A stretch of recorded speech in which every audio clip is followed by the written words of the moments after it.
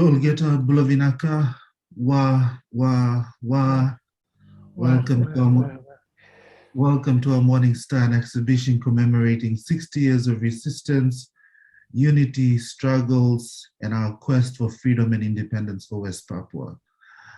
On this episode, I'm honored to have Oridek Ap, a West Papuan leader based in Amsterdam, Netherlands.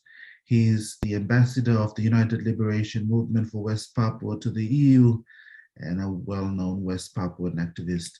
Wow. Welcome, Oridek. wow.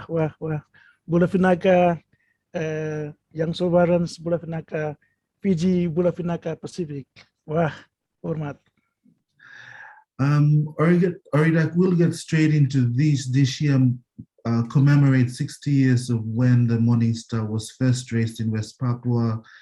And every year on the 1st of December, the Morning Star has been raised. Briefly share with me a short history of the Morning Star, and as a West Papuan, what drives you to commemorate this special day every year? Blood and tears of our people, brother.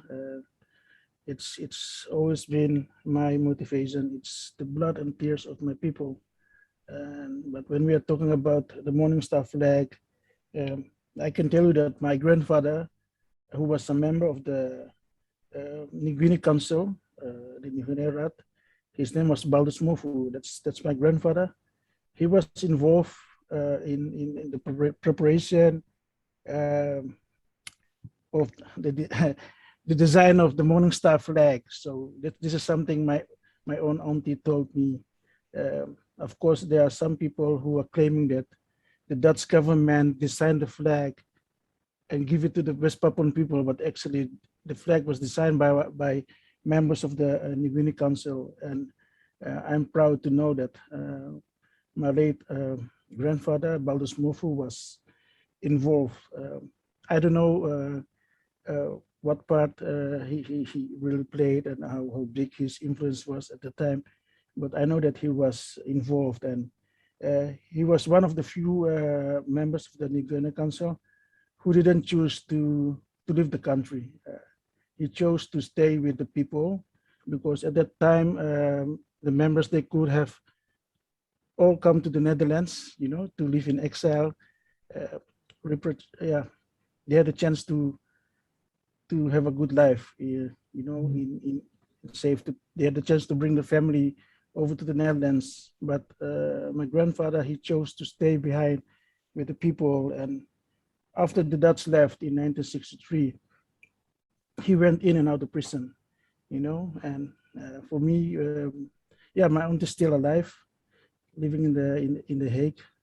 But when you grow up and you hear this story many times, I don't know whether you know my own story. Yeah, they killed my father when I was 8 years old, and my father stood up because he wanted to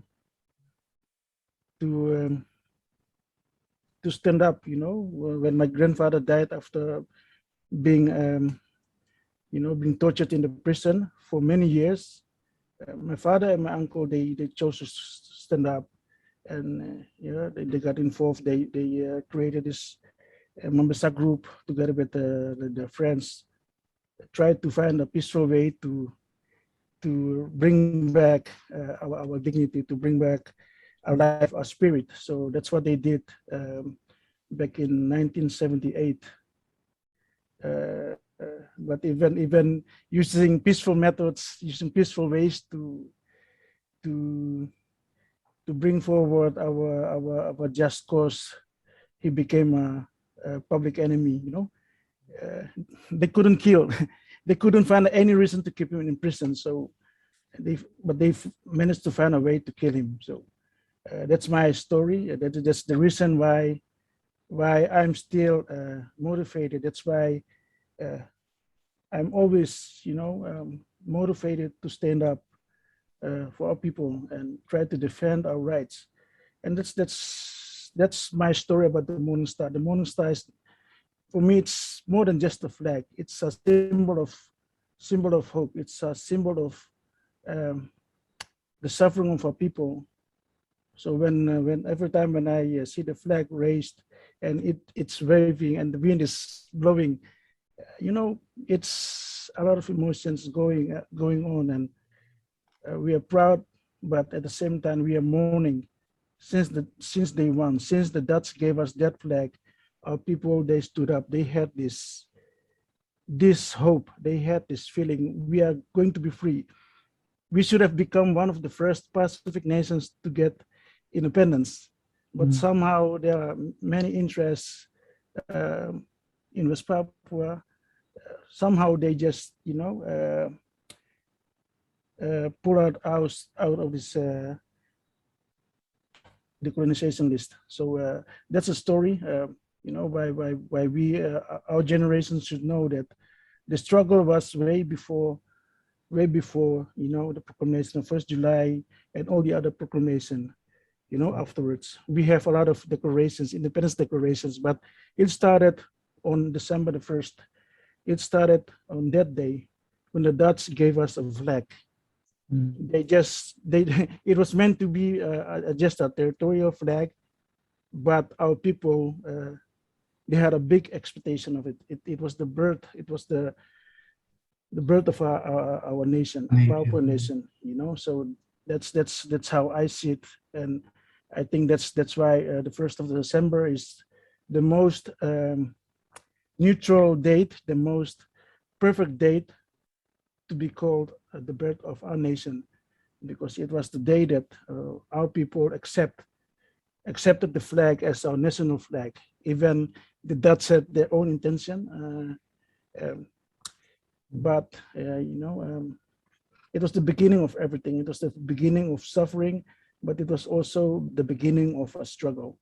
And until this day, people are still willing to raise the flag, even they know the risk. But now at this moment, we just call our people to raise the flag in their hearts and pray for our struggle, because we don't want our people to die for nothing. Because we are just a few of us are still left to stand up and fight. So we need to take care of each other. We need to take care of our people. We need to take care of our next generation. We don't want them to die in vain. We want them to prepare for what's coming. We want to teach them about when we get this independence, how is our future going to be? When the flag is raising freely in our country, what are we going to do? Are we going just to sit there and watch the flag, or how are we going to build a country? And this is the thing we need to start from now on. We need to have a vision, and we have tried to put it in paper, but it's just a vision. But at the end, we need to work for it. We need to build the nation, and it should start from bottom up, and it should not be dictated by other forces, other forces with their own interest. But that's the thing. It's up to us to be alert. It's up to us to learn about the situation, the geopolitical situation right now, not only in the region but in the world.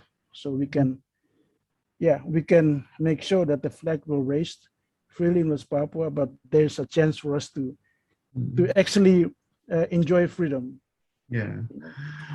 Oridek, you said, when the flag was first raised, it was a recognition of nationhood, but it was also the beginning of a struggle. 60 years, we've seen forced migrations of West Papuans. Many are still living in exile, thousands murdered, women raped, families broken. In other words, this is the evidence of 60 years of Indonesia's colonization, its human rights abuse and violence to West Papuans. And for us in the Pacific, this is happening right at our doorstep. But how do you feel about the world's betrayal and silence on West Papua?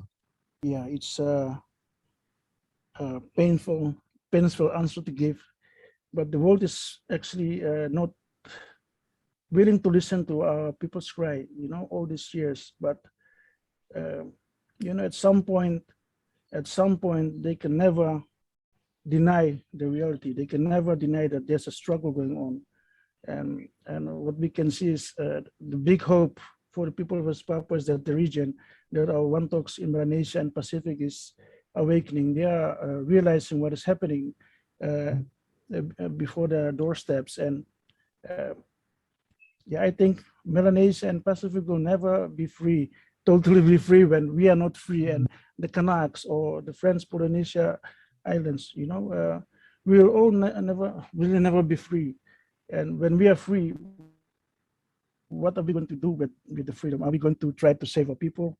Are we going to work towards a better future for, a future without economic colonization? That's the future we should all think about. And yeah, the truth is the world doesn't care about what is happening in West Papua, but it doesn't mean that we don't need to stand up. That's why we need to stand up, and that's why we need to confront them in every front. People are talking about climate change, climate justice, whatsoever, but we are the ones who are the victims. We are the victims of their choices. We are the as victims of their ignorance. So yeah, it's a reality, but it doesn't mean that we should just sit down and look what they're doing and accept the fact that they're doing nothing to help our people. We need to stand up, brother. Yeah. Indonesia has failed to commit to numerous calls from our Pacific leaders and the internationally for UN human rights intervention to do an independent assessment. Why has there been a strong opposition from Indonesia, even though there's numerous calls by international organizations, but also Pacific leaders who over the years have called for a independent human rights assessment? Yeah, I think it's a good question for the Indonesian government. Yeah, why are you delaying all the requests, not only from Pacific, but 78 countries who are a member of the ACP. They're calling for a visit, but they only show by delaying all the requests. They're only showing the world that they really have something to hide in West Papua. They don't want the world to know about something, and I think we all know what they're trying to hide. But they can try to delay and try to hide, but the truth will always come. The truth will always emerge from the darkness that they are trying to create around us. So I think that's the reason they don't want the world to know about what is really happening in West Papua. They don't want to know that our people are being killed. They don't want to know that our people are struggling. That we are not victims. We are not victims anymore. In the past, they tricked our elders, but we are now awake. We know what is happening, and we don't want to be a victim anymore. We will stand up and we will fight by any means, brother. Oridek, for Pacific regionalism, the issue of West Papua to self-determination and concerns of human rights, abuses, violations has been on the agenda since the year 2000. It's a top priority for the Pacific. How does the Pacific need to do better in this approach to West Papua? I think our Pacific leaders are being how do you call it? They are not willing to take a political confrontation with Indonesia. But I think they are showing, especially the recent years, they're showing some more courage to protect our human rights. And I think this is a good step forward. But to really save us, I think it's they should take a more firm position on West Papua, and they shouldn't be afraid to confront Indonesia about the human rights violations, about the great military presence in West Papua. I think it's up to our Pacific leaders, but it will always be a people power thing. When our people are being silenced about what is happening, our leaders they will think that they can do whatever they want, and whatever they will think, they can say whatever they want to say when our people are silenced. So it's always about our people, about our mothers in the village, our fathers. They need to they need to say something, and if they say something, maybe our leaders will be, worried about what they are saying. So I think it's a good step. For many years, our people are, they have this feeling that the world has forgotten that, about them. But now we can see that people, our brothers in the Pacific, are standing up, and they can see the Morning Star flag raised globally, global flag raising. And I think a lot of friends, they maybe they do not realize what it means for our people. It means, it's an extra boost for our people to at some point not give up the fight, and to pursue our dreams, and not to give up the fight. So actually, the global flag raising each year, it's very helpful for our people, and the prayers from the Pacific Council of Churches, it starts with a prayer. And when we believe, miracles will come, at some unexpected moments. So it's all good. We are not alone anymore, brother. Yeah. This is my last question, but also a comment. We remember those that have gone before us in this fight, and we remember those that continue to fight for freedom in West Papua and globally.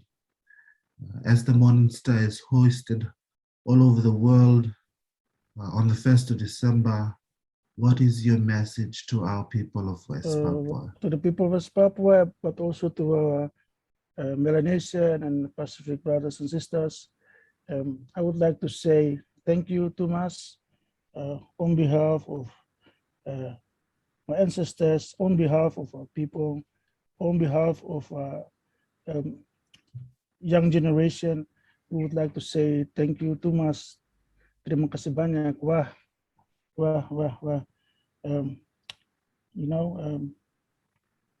We need your prayer, we need your support, we need your solidarity, and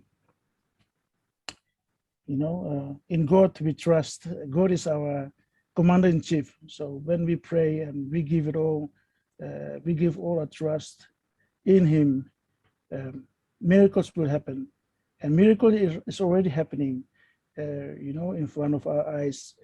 And someday we hope that we can give something back to Melanesia, we can give something back to Pacific, but also to the world. We can give something back, but we need that small thing. We need that one thing, that freedom. That's the only thing we need, and we need to believe in ourselves. We need to believe in our own norms and values as a Melanesian, as a Pacifica. So thank you, Thomas, to all One Talks, Fiji, Melanesia, and I pray for, our people in Solomon Islands. I pray for Melanesia to keep strong, stand up strong, stand strong, and we need to protect our people from all foreign interest. And please, thank you, Thomas. Thank you for your prayers. Thank you for your solidarity. Wow, only God can give it back to all One Talks, to Melanesia and Pacific. Hormat. Wow. Oridek, thank you so much for being part of this exhibition interview. I thank you for your leadership, and may we continue the solidarity for our people in the land of West Papua. Vinaka, Tangi Tumas, terima kasih. Terima kasih. God bless you, brother. Thank you for all the support.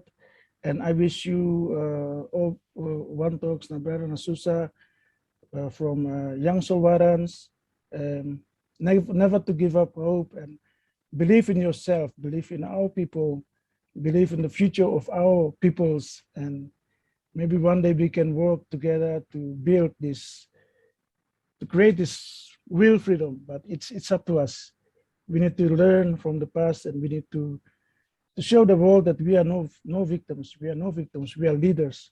We are leading this situation. We are leading our people to a better future. So that's the message. Maybe I can close. I see a lot of potential in Fiji, but in Melanesia Pacific, I see a lot of potential, and it's up to us. You know, if we are ready, then yeah, we are ready to lead our people. We are ready to lead our nations. We will make a stand, and we will survive. But hormat, wah,